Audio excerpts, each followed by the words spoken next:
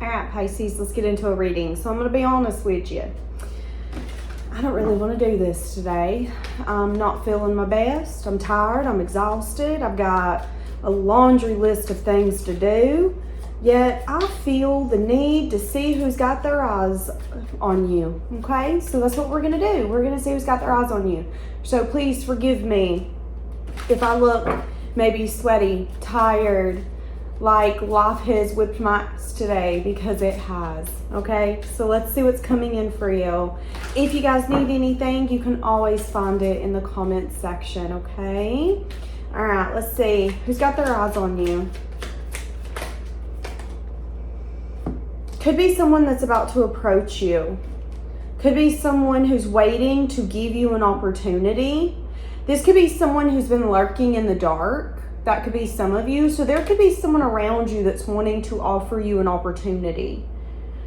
Coworker, friend of a friend, acquaintance, maybe someone around a place that you frequent.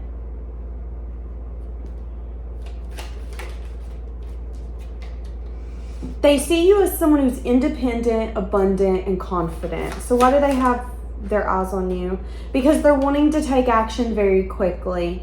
What does this action look like? What does this action look like? It looks like them getting rid of anything that could have been blocking movement forward. Okay. So you've got someone who's like, if there's an issue, I'm going to solve it because I'm going towards Pisces. They could be watching you closely when you are around their business or when you're at work. They could be watching you. Are you on your phone a lot? Are you texting people all the time? If not, maybe you're single. Maybe you're free. Maybe you would be game to hang out. Because they view you as someone who's very independent, confident, and abundant. They view you as someone that they want to date. That's how they view you. They view you as someone where they have a lot of desire, they have a lot of fun with you, and not just that, but they want to bring in a firm offer, an offer with stability in mind. So usually when the Ace of Pentacles comes out, you think about buying a home, buying something or getting something with long-term in mind. At least in my readings, that's how it comes up. So someone here is about to take quick action towards you, maybe within the next 3 hours, 3 days, 3 weeks. And they want to have fun with you. They want to celebrate with you. They want to date you. They want to offer you, I'm going to say it, somebody here could be wanting to offer you the world. I love that for you. Could be something you've wished and hoped for, or you could be this person's wish, hope, and dream. This could be someone who runs into you and is like, that is the man that I would love to marry. Now I got to figure out if he's single. That's the woman I would love to wife up. Now I got to figure out if she's even available to wife up. It's like this person's going to see you as someone that they have dreamed about. Okay. Who else? Nope. Who else is keeping eyes on you? Who else is keeping eyes on you? All of a sudden, there's a crow outside. I don't know if you can hear that, but there's a crow right out here outside the door. Just a calling. Okay, somebody else who could be watching you is someone who could be kind of obsessed with you and your dynamic. It could be someone that you wanted to take it slow with, or they wanted to take it slow with you. Your intuition could be telling you that this person might want to come in and see if a second chance is possible. So some of you could also have another person keeping eyes on you that could have slow walked your relationship in the past. They could have been really overly thinking then, which could have been the reason why they slow walked your relationship or your dynamic. Now they could just be more obsessively thinking about your dynamic and how they want to come in and try to get a second chance. They could be feeling burdened. Now they could have wanted to take it slow with you because they were burdened. So what does that remind me of? That reminds me of the people who maybe don't have the time to date. Now I will say that if you want something, you'll make time for it. So don't allow someone's circumstances to be used as an excuse simply because they don't want to make time. However, you can keep in mind or take into consideration that maybe they have a job where they have to work 40, 50, 60 hours a week. Maybe they have animals they have to take care of. Maybe they have a second business that they are committed to. Maybe they have children that they have to help co-parent and be there for them 50% of the time, if not more. Because let's be honest, most of us want our kids all the time. We don't want to share our children. We want to be with them. We want to experience all those things with them. So for some of you, if that was the case, this person could have felt very overwhelmed because there could have been times where it's like, well, but if I'm out of the state, what if my kid needs me? Well, if I'm, with you and we've got plans going on, what if something happens and all of a sudden there's a game we didn't know about and I've got to switch plans real quick? Something like that could have taken place to where they were very overwhelmed. So then they slow walked this relationship. Listen to your intuition. You have a few people coming in and offering you stable offers. So a lot of people are about to come in and try to offer you stability. This could be an ex who's like, okay, you don't want to be together, but can we build a foundation as being friends? I don't want you to be out of my life. Some of you, there could be that first person that I said wants to date you, wants to court you. That could be a new friend. Someone that's part of your soul tribe, someone that's part of your soul group. And they could be either getting over a fear or taking the action to say, hey, we should hang out. So some of you could be meeting a new friend here coming up. This could be a guy that's like, hey, you watch football? I do too. We should watch football together. They have a lot of desire. They have a lot of passion to have a new friend, have someone they can enjoy life with. And I see that it's going to last for a long time. So for some of you, the first person doesn't have to be a lover. It could be a new friend coming in. And again, if we go back to the second person is someone who slow walked your relationship and is now anxious, stressed, and worried around the fact that they feel burdened because they either feel like you are not going to accept their offer, you're going to leave them on red. This could have been someone at one point where you gave and you gave and you gave, and they seemed dissatisfied with what you were giving. Has that ever happened to you? Have you ever dated someone and you feel like you're giving them everything, but it isn't enough? And then maybe a few years later, the person comes back and is like, but you were everything I wanted. Then when I was giving you everything, you didn't want it. I gave you the world. I treated you exactly how I should have treated you, and you took it for granted. I'm seeing that here. Some of you could have been dealing with someone who was taking you for granted. And now they're seeing you as the offer that was given to them by the divine, and they didn't accept it. That's how they're feeling. Now, that doesn't mean that it's true. That's just how they're feeling. Yeah, I'm seeing whatever this is, it really wounded you. It could have also been the last lesson on a path for you to complete the lesson and be done. So what does that make me think of? Whoever this person is that slow walked your relationship and is just now seeing exactly what they slow walked and what they missed out on and what they left behind, it's like that was the last test that you had to go through. You're in college, okay? You're in health, anatomy. I hated anatomy. You're in anatomy, okay? And you have done great the whole semester. You've went above and beyond. You've done exactly what you needed to do. You practiced when you needed to practice. You studied when you needed to study. And you're about to pass with flying colors. This person, though, at the end, the last test, they could have slow walked the test so much so that maybe it made you late for work. It could have felt like, am I ever going to get through with anatomy? Am I going to be able to pass this class, or is this class never going to end? But it's like once you pass that last test, boom, you're out of that class. It doesn't matter if the teacher wants to slow walk the lesson anymore. It doesn't matter if the teacher wants to tell you to get there 30 minutes early so you can start your test, and then they sit there and chatter the whole fucking time and start the test an hour later. That's what I'm saying here. At this point, it doesn't matter what this person wants, what they think, what they feel. And that is the weight on them is, oh my God, it doesn't matter.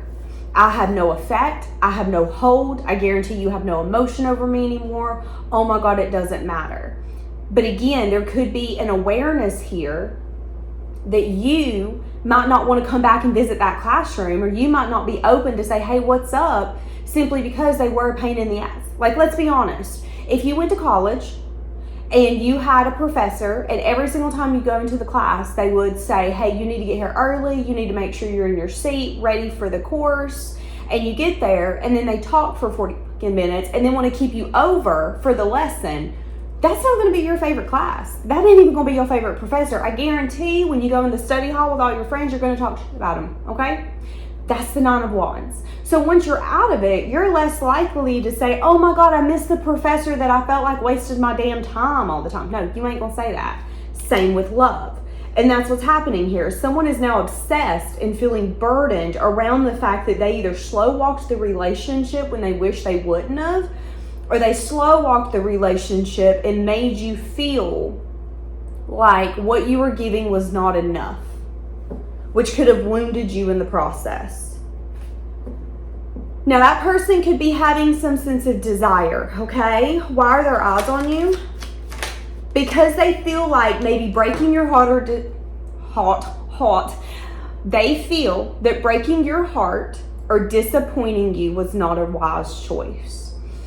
So the Five of Swords is that energy where you can stab someone in the back, okay? You know that person that you have a bad memory of that really fucked you over? You know what I'm talking about. When they stabbed you in the back and they really acted like they didn't care, whether that was your best friend messing with your boyfriend at the time, or your lover cheating on you with someone they swore they'd never cheat on you with, whatever that betrayal looks like. 9 times out of 10, when people are in the middle of betraying, they're not thinking about the future and how they're going to be disappointed about the betrayal. Maybe they're pissed at you, so they want to prove a point. Maybe they're jealous over you, so it isn't about you getting your feelings hurt. It's about them getting the attention from your partner because they want to feel the way that they see you feel, okay? That's what I'm saying here. This person could now be looking back and saying, it was an unwise choice for me to disappoint you, to break your heart.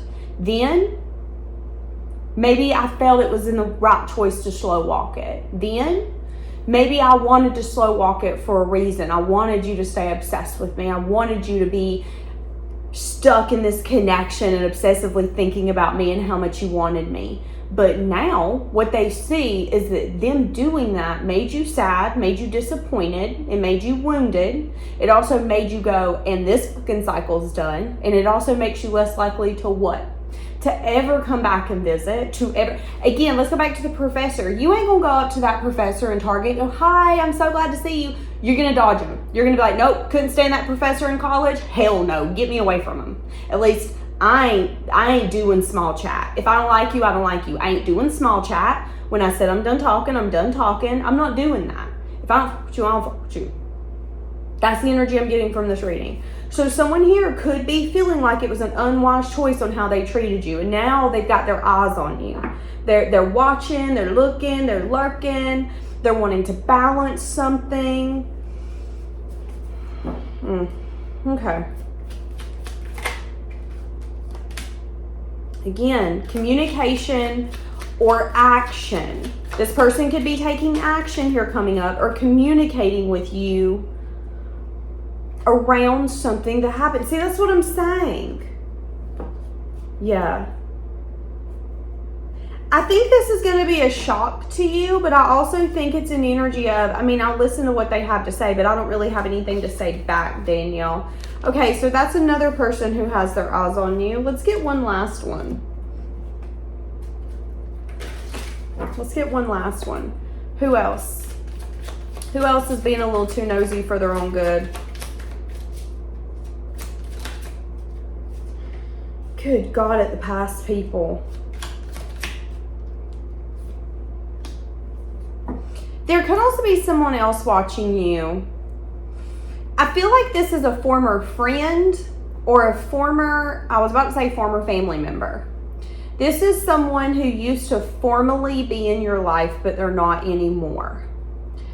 They could feel a lot of confusion around your guys' dynamic and maybe why things took place.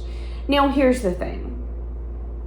I know that I can go to someone and say, hey, this is why I'm not going to be your friend no more. You're a liar. You make up stories. You do this, this, this. But they might not necessarily hear what you're saying. 9 times out of 10, people hear based off of their own perspective, their own perception. So you can say, I'm not your friend anymore because you have a lying problem, because you're a cheater, because you're sneaky as... You could have given them a reason, but they still feel confused about what took place. So you've got someone feeling confused about what took place. Yeah, again, so this is someone who's like, you either just vanished out of thin air, you blew up our foundation with no care in the world. Someone here, I'm going to say it, they're playing the victim around you not messing with them anymore. This could be a parent who's like, well, I don't know why they don't talk to me anymore. All I know is one day I could never text them again. They had blocked me. Even though you might have told them time and time and time again, I'm tired of your bullshit. This is my boundary. Quit doing this. I can't, listen, this is my boundary. You do this, this is going to be my reaction. You do this, this is going to be my reaction. So don't come crying to me when I blocked you, especially when I just told you straight to your face to quit doing it. However, you took some sort of action. You cut this friend off. You did something to where they go, but I'm confused. I don't know why that happened. And they also feel like you left them out in the cold. You abandoned them. You rejected them. You left them out in the cold. That's how this person feels. That's how this person feels. This person feels that you could have had something either happen in your life that was shocking, which is why you pushed them out, or you got some sort of truth that you couldn't handle, so you pushed them out. So what does that make me think of?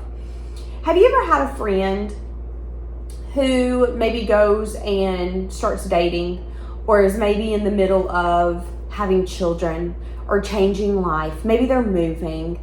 And you might not agree with it, but you not agreeing with it, they take that as you not understanding, you having a problem and you being conflicted with their change, when maybe you're just asking a question. Maybe you're just like, really, do you really think this is your future? Do you really think it's a smart idea to move to Wisconsin and leave your family behind?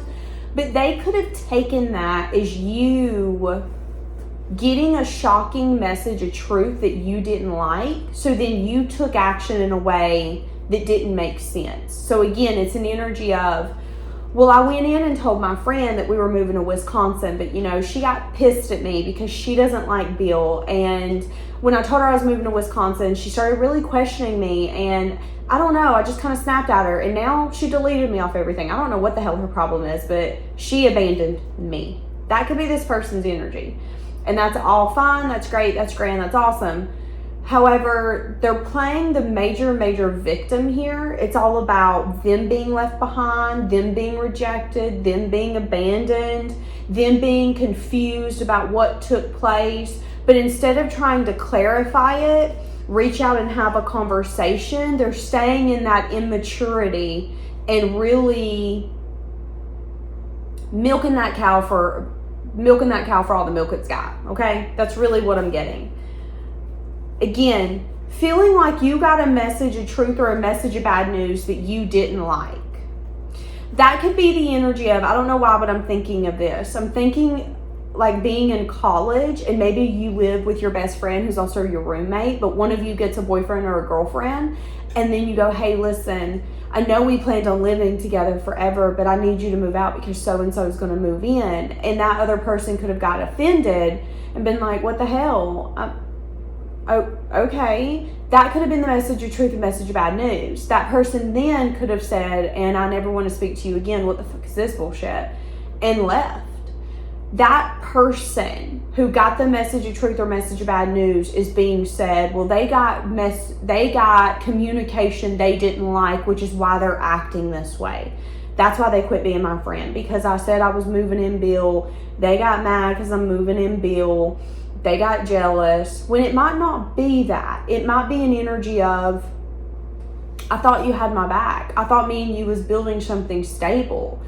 I claimed you were my sister, I claimed you were my brother, and you're not acting like that at all. That could be something that happened here. But now one person is saying, but I'm just really confused. I don't know why they shifted. I don't know why they're acting weird. Yeah, but there could be regrets here. Someone here could be having regrets, though. See, that's what I'm saying. Someone here is having regrets, though. So let me go back to the scenario about the friend coming in and saying, hey, I want you to move out because I'm moving in Bill. The friend that come in and said, hey, I want to move in Bill, could be feeling bad. Could be feeling bad because there was a lot of desire, and maybe they were out on their date and they were having so much fun and they were talking about building together. So then she come home and said, hey, I know me and you made this lifelong plan. I know we said we were going to live together and we were going to have children together and we were going to do all that. But me and Bill decided that we're going to change that right now because I have desire and I'm really impulsive. So I'm not going to think it through, and I ain't taking you into consideration. But bad news, I'm going to need you to move out. So that person could have regret or sadness because now they could be watching you, keeping eyes on you, checking up on you, and realizing, I'm still really confused on why our relationship blew up. Even though it might be their fault. They might have come in and said, I've got a game plan. But their game plan might not have taken you into consideration. This could be a lover who's like, I don't know why our relationship crumbled, why they broke up with me. But this could also be the lover that every time you guys got a little bit of money, a little bit of coin, they went running to the casino or running to the gambling place so they could lose it all, splurge it all. And then you got tired of being like, listen, I can't keep begging you to keep money in the bank. Like, we can't keep stuff on. What is happening here? So then you could have just disappeared.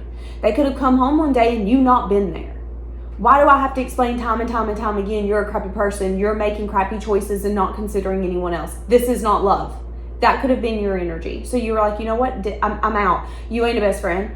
You ain't the love of my life. You ain't a sister or brother I want to be behind. It's okay to be selfish. It's not okay to really stomp someone when they're down, especially when you promise that you would have their back. Okay? That's what I'm getting. I'm definitely getting like a fucked up type of energy. But I do feel like it's been a long time coming. I do feel like it's been a long time coming for this person to maybe notice that their actions and their behaviors are the reason you don't want to be their friend no more. Here's an example. I had a friend a long time ago that I lived with who ended up messing with my boyfriend at the time, to the point where she made sure that they left me. She made sure that I wasn't able to get off work in enough time because we worked together.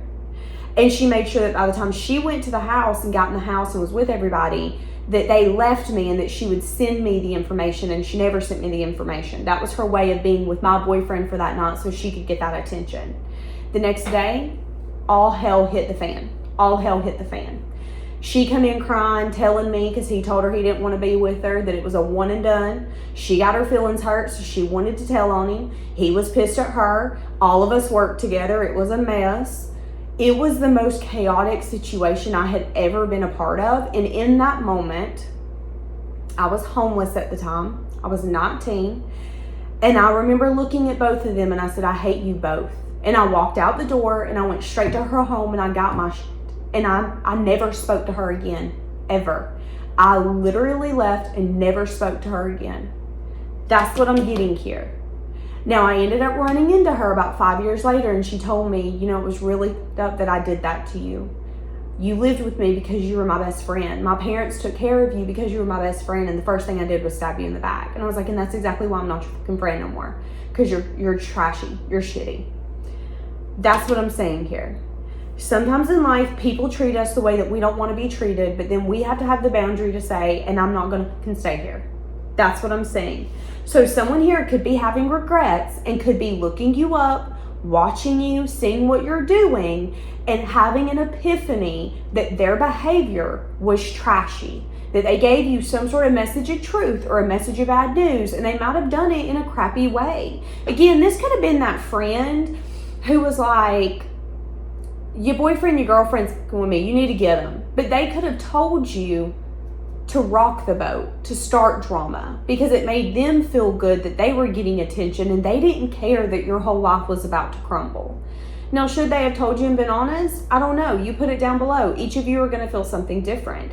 But what I'm saying is that someone's keeping their eyes on you and they're recognizing exactly why you don't with them no more. Exactly why you're not their friend no more. Exactly why you don't want to be their lover no more. And they're recognizing that they still have desire to be your friend, to be your lover, but that their choices might have ruined it. Let's ask. Now, again, this energy is reminding me of the story I just told you.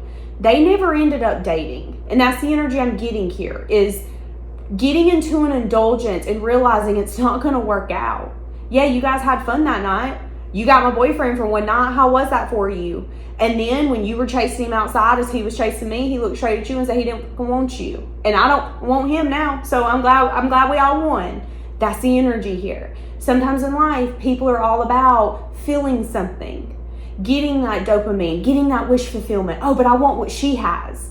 Oh, but I want him to treat me the way that he treats her. When in reality, that's not necessarily the truth. It doesn't matter how they treat them. That doesn't mean that they're going to treat you the same. That can be the Nine of Cups. And there's an energy here of I'm really sad and disappointed that I broke something, that I ruined something. Yeah, again, someone here is keeping truth to themselves. So I will say this, whatever this is that is crumbling, that you've distanced yourself from, someone here wants to heal a connection with you, but there is truth not being told. So again, let's go back to the scenario I just told you about my life from literally 15 years ago. She tried to fix our relationship. She tried to fix our dynamic. It was not fixable at that point. And I even found out that there was truth that she would keep close to herself and not tell me because she knew that those truths would be the reason that I would never speak to her again. Sometimes people can want to heal something with you, but not be able to be honest with you to heal it. So I do want you to know that if this is a friend who maybe did something and they know they did something that was wrong, and they might not completely tell you the whole truth about what they did. Yes, I chose that person over you. Would I do it again? No, I would not. Did I do it then? Yes, I did. Are they going to tell you all the truth about why they did that? No, they're not. They're going to keep that close to their chest. But they do know that they want to heal this heartbreak with you. They do know that they have some sense of disappointment.